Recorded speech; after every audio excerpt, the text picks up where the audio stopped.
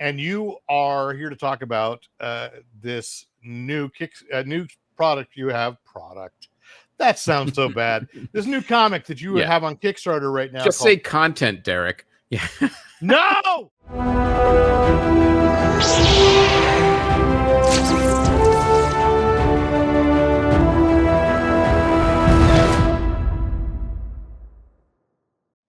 I am here with, I can't say frequent guest, but we've talked many times, long times we've talked officially, Chris Mancini, once and former, I don't know, and probably still comedy film nerd, because that don't go away. No. And comic book creator, podcast creator, a great writer. And you are here to talk about this new product you have. Product. That sounds so bad. This new comic that you have on Kickstarter right now. Just say content, Derek. Yeah. No! Alpha Cat. Okay, I got to it. Like I promised myself a quick intro and go. So tell me about Alpha Cat. You know, Alpha Cat was like a really special one for us. Like I've been working with Fernando Pinto for literally over a decade on Long Gone Far Away and Rise of the Kung Fu Dragon Master. And I started doing cons. Like I was a little late to cons. Like I didn't want to do them until like I kind of had more to offer. And when I started doing them, a couple things started happening. Like, first of all, it was great meeting people and interacting with new fans and old fans, people finding you.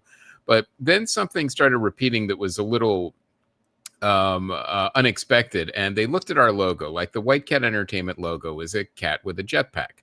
And a kid came up and said, well, where's his book? I said, well, what do you mean? Like, well, it's a cat with a jetpack. Doesn't he have a book? And I was like, no, not yet. And then another creator at a con came up to me and he looked at the logo and went, where's this book? A cat with a jetpack. I would read that. So I called Fernando and I said, maybe we should make a title with Alpha Cat. And I wasn't sure if he would be down, but it was a very short conversation. It's like, I would totally be into that. So we started talking.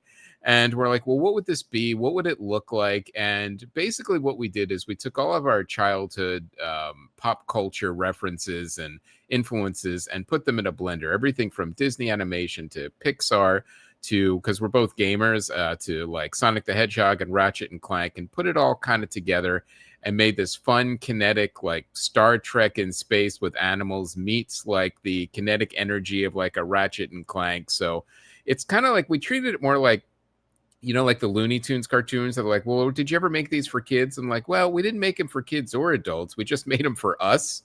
And but kids and adults can enjoy them. So that's really was our approach. Like, this is kind of the title that we would have wanted to see as adults and also are as kids and inner child. So it's got action, adventure, space cats and robots and giant insects and everything that are like, yeah, I would want to see that in a book. So issue 1 is now on Kickstarter and it's already halfway funded. So we're very pleased with the reaction so far. We've got to come up with a new word, descriptive noun between kid and adult, because yes, almost everybody, I mean, is it just con goer, comic book creator? I don't know. So this is it's a long time collaboration with Fernando, who, thank you, I was lucky enough to meet in San Diego this year. Yes, finally. So me too. Well, that was the first time we met in person. Yeah. Now we know about this book. About the collaboration. Let's get into that. In 2025, it's still that, right? Time hasn't flown that badly. In 2025, Kickstarter is a very valid and maybe the most valid way to get a new book out there, and yet hard to get communication. Get it known. What is the hardest part about being a creator in 2025 for you, an indie creator? It's the classic ones. It's like now that like Kickstarter used to kind of be for like indie artists, but then all the giant corporations figured out, hey, we could use it too. So now the comic book section, it's not just indie creators. It's there's stuff that's like from Legendary and Godzilla and all of this other stuff. So it's a little harder to get eyes on stuff. We have our core fans, but the outreach and the discovery is definitely harder now. So we have to work harder to, you know, find new fans and for them to find us. So I would say that's probably the biggest challenge. And it happened with podcasting too, as you remember, Derek. It's like when it was all kind of an indie playing field, the discovery was easier. But once, you know, corporations came in and started spending all this money, and once the field gets more crowded, it's simply harder for people to find you. And that's the other thing that's interesting is there's all of these different ways for outreach and to, you know, let people know about you, and you're never really sure which one's working and which one isn't. So like, you know, well, I'll put like an ad on social media. I'm like, okay, well, we just had a new pledge. Was that from social media or was that from somebody from an older campaign? You're never entirely sure, but I will say this: if there's other, I know a lot of other creators listen to the show. One of the best things you can do is curate a mailing list, because no matter what happens to a social media platform, you know, it gets destroyed or taken over or goes belly up or becomes horrific. An email list you could always curate and manage because it's your own. So I always tell creators that the same thing that was told to me is like, make sure you manage an email list. So I would say the biggest challenge is definitely discovery and outreach. Now, one of the things, because I've been doing this a long time, is that we kind of have like infrastructure now with White Cat Entertainment to kind of get things going all the way to the end, where the book will get made. We'll decide how many we want to do on Kickstarter. But then after that, we have a publishing deal with Massive Publishing. So we'll be able to get the books in comic book stores, just like right after the graphic novels. So we're not super concerned about distribution on the other side. So we're more concerned with discovery, having more people find the book. Yeah, well, and I did notice, because the pledge from me came from you personally, emailed me. Yes, that's a slower way for outreach, but it's still effective. Yeah, I would find it exhausting one by one. Hey, everybody. Yeah. But I did notice that there is a retailer incentive level as well. Yes. You know, so I don't know how well that works, because I remember hearing retailers grumble about that in the early days. You know, like, well, why should I order this book from Diamond, because everybody who wanted it already ordered it?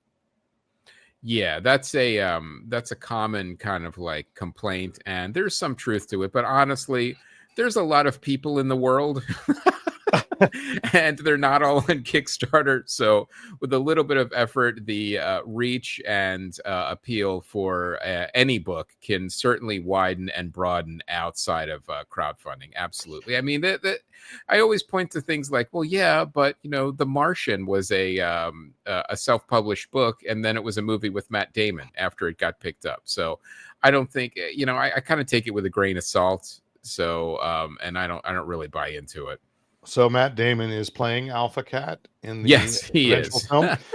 No, but you know, this one, I think, as you say, it's not for adults, it's not kids, it's there. It's like a Looney Tune. But the frustration I have with sometimes the Kickstarter model is, how does someone discover it after you've been there? Like I saw that Long Ago and Far Away and Rise of the Kung Fu Dragon Master are, you know, coming from Massive. Well, congratulations, because I haven't had a chance to actually say that. Thank you. The good books, happy to see. And that's the thing, is like, discover, you know, they have their fans.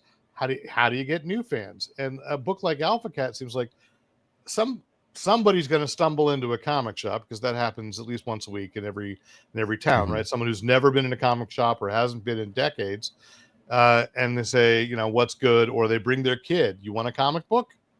You know, so I'm super happy to hear there's a post Kickstarter life for what you're doing with White Cat.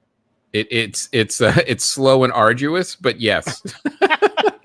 There. I mean, you went into this to be a mogul, right? That was yes. it. You were just exactly. You know, I'm going to take over in 4 weeks. So wow. Ambitious, but Yeah. I like you, Peppa Kid. Yeah, what's the creative ethos these days then for White Cat? Because you've got you had the podcast, I think, Yes. the scripted audio drama. What are we calling those these days? Is it scripted? I call them radio dramas. But Sure, they're both are accurate. Yeah, they're the two I have right now. Conversations from the Abyss, which is a horror Twilight Zone anthology, and Quiet Journeys of Professor Atwood, which is a sleep story, kind of like never-ending audiobook to help people tone down their anxiety and get to sleep. And so basically it's stories to keep you awake and stories to help you sleep. So they are both on hiatus right now, but they are both coming back in next year. So I like that you play all sides, Yes. And you're still, I mean, I think when we first encountered each other a couple decades ago, you were filmmaking. So is that still part of what White Cat does? It's hard to say because content, you got to have your hands in a lot of things, and I'm not sure what filmmaking on an indie level means anymore. So yeah, me either. And so we still have some things in development. Like we have like an animated feature that we're doing animation tests on with motion capture. Basically, being in Hollywood for so long, I know a fair amount of people, especially what do they call it, below the line, because from doing indie film for so long. So I always have some stuff moving very slowly in development, but that landscape is very difficult right now as well. So what White Cat Entertainment is doing is basically telling stories that we can tell and get out there instead of like pitching ideas and scripts that no one may ever see or hear of. And then also once they are existing, the IPs, then we can try to sell them and set them up at different studios. But one of the things I learned over the years is stop waiting, stop pitching ideas. Nobody cares. Nobody wants to work on your timeline. If you want to make stuff, you just have to go and make it. And if someone comes along as a partner, great. Someone wants to hire you after seeing something you've made, great. But Derek, we're too old. I'm tired of asking permission or waiting for a yes, and we're doing stuff on our own. Yeah, this is my new identity. Fanboy Planet, but please, I'm like, I just bought my first senior citizen discount AMC ticket. So Nice. It's no longer fanboy. I know, but I don't know how to change the branding. Oh, so. Derek, if Kid Rock can still go by Kid Rock, you're fine. God damn it, Chris! I don't like to swear on the podcast, but that comparison, sir. I'd like to reach out with my glove.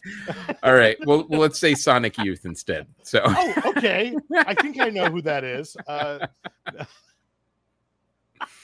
Well, this is we'll certainly have a link to this. So Alpha Cat, best of luck on this, and I've already bid, and that's not bid. I've already sponsored. Pledged. I don't know. Yes. What pledged? Pledge, yes, and thank you, Derek. That's how you can tell. That's yes. how I got my ARP card. Is I'm like, verbs? What are those? It's okay. I'm just drinking heavily. Anyway, yes, it's on Kickstarter, and believe me, anybody watching this, I've read, I think, everything you've done, and it's always quality stuff. And thank you. So there we go. Let's and we could certainly all use entertainment. I'm not going to call it content, but entertainment that might take our minds off of whatever else is going on in the world. Absolutely. And we've got we're in good shape. We've got until November 15th. There's some great rewards. So we could use, like we were saying earlier, discovery, and we could use all the help we can get. Okay. I think for $100 you'll come to their house and read the book. 2 people, is that right? That's a new tier. We haven't put that in yet, but yes. I'm sorry. It was a stretch goal. It was a stretch goal. And I do mean it's a stretch. All right. Yeah. So anyway, thank you. And we'll bump into each other again very soon, I'm sure. Every con.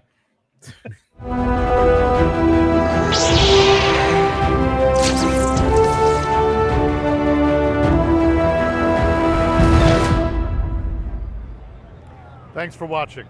The party's not over. It's just going to be a little bit quieter from here on out. Please hit the subscribe button and visit fanboyplanet.com for more content, because you never know what's coming next. I know I don't. And remember, use your powers for good.